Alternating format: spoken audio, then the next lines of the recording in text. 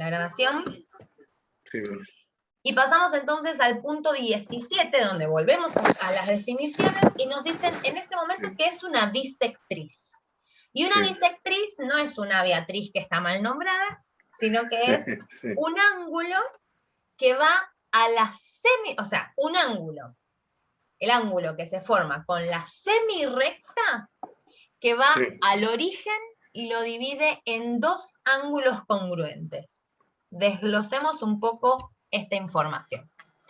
Habíamos dicho que teníamos un ángulo, ¿sí? Un ángulo tiene una recta que se intersecciona, o se intersecta, mejor dicho, con otra recta, y que me forma, o en donde yo puedo encontrar, tres puntos. Uno de los puntos siempre va a ser la intersección, y los otros puntos van a ser otra parte del ángulo. De hecho, si yo observo, acá también tengo otro ángulo. ¿No? Y también tengo otro ángulo acá, en este mismo punto, con este y con este, viniéndome para el otro lado, ¿no? Y lo mismo en este otro lado, o sea que básicamente los ángulos son intersecciones de dos rectas, ¿no? La amplitud que se forma en la intersección de dos rectas. Bien. Ahora, observemos solamente el primero de esos ángulos, y entonces tenemos de estos tres puntos, A, B y C, ¿cuál es mi vértice? ¿Cuál es el vértice de este ángulo?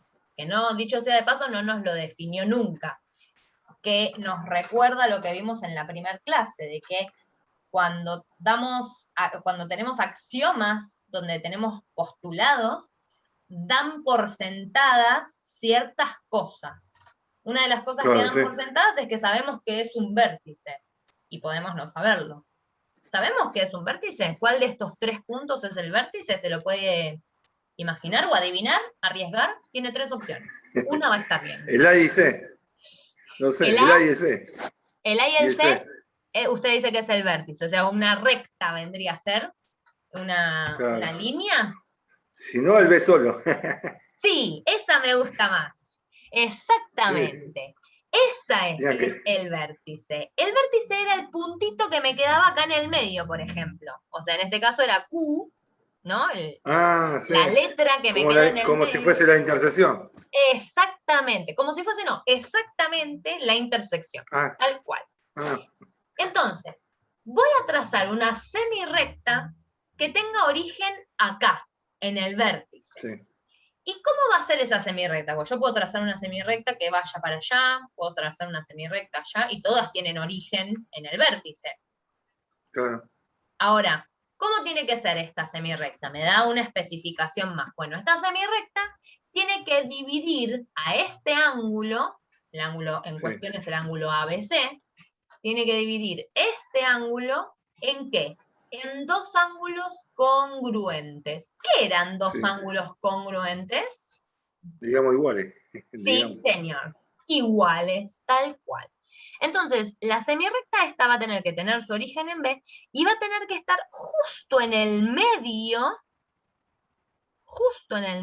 va a tener que partir justo a la mitad a ese ángulo ABC, de forma tal que este ángulo y este ángulo tengan la misma amplitud, la misma medida, que sean congruentes.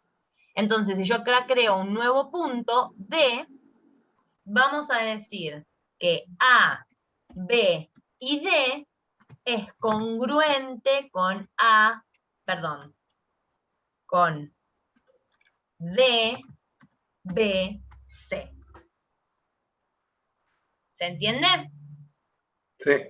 Bien, perfecto. Eso es lo que nos dice, o sea, esa vendría a ser la definición de bisectriz. Bueno, y aquí ya nos metemos en sistemas de medición, es decir, cómo vamos a medir cada cosa. Por ejemplo, si yo agarro esta regla, por ejemplo, esta regla no me va a servir para medir un ángulo, una amplitud. Me puede servir para medir el lado del ángulo, el lado que yo veo y que sé que se prolonga infinitamente, Pero para poder medir la amplitud usamos otro elemento, el, ¿cómo se llama? Transportador, no la regla. Entonces, Sí. tenemos distintas formas de medir distintas cosas. Y dentro de un mismo sistema, por ejemplo, yo acá tengo esto que está en centímetros, y puedo, por ejemplo, si vi una película en inglés, me hablan de millas o de pies, ¿no? O si quiero ir y comprar una madera, por ejemplo, me van a decir que tiene tantos pies de largo, y la realidad es que, o por ejemplo, usted en su negocio pesará por kilo, y son todas medidas para distintas cosas, para distintas magnitudes, para distintas cosas que yo quiero cuantificar. Pero entonces vamos a esto trabajarlo en la próxima clase, así podemos fijar bien la información que vimos hoy de ángulos, ¿sí? Fijar estos conceptos. Yo lo que le recomiendo es leer y releer, no solo las definiciones, sino estas explicaciones. Por ahí está bueno esto de que ahora que grabamos la clase, que pueda ver y rever la clase para poder justamente ir fijando bien esa información. Porque en matemática tenemos que tener en cuenta que no solamente la repetición es la que nos va a ayudar, sino también que tenemos que darle un plazo a nuestro cerebro, a nuestra conciencia, que absorba esa información. ¿No le pasó nunca de, por ejemplo, escuchar 30 veces la misma cosa y a la vez 31 dice, ¡ah! Esto es lo que estaba diciendo. Bueno, eso es lo que necesitamos lograr, ¿no? Darle esa posibilidad a nuestras neuronas de que se hablen y que generen nueva información. Y eso lo logramos con repetición, ejercitación y tiempo también. Entonces no podemos meter toda la información junta y pretender que toda junta la aprendamos, la incorporemos, sino que vamos metiendo de a puchitos. Ya vimos segmentos, rectas, ya vimos semiplanos, planos, ya hemos visto hoy entonces ángulos, y la próxima clase nos metemos a, bueno, ¿cómo medimos esos segmentos, esas rectas, esos semiplanos, esos planos, estos ángulos? Tiki, tiki, tiki. ¿De acuerdo? Sí, sí. ¿Viento en popa? Sí. Bueno, mejor así entonces.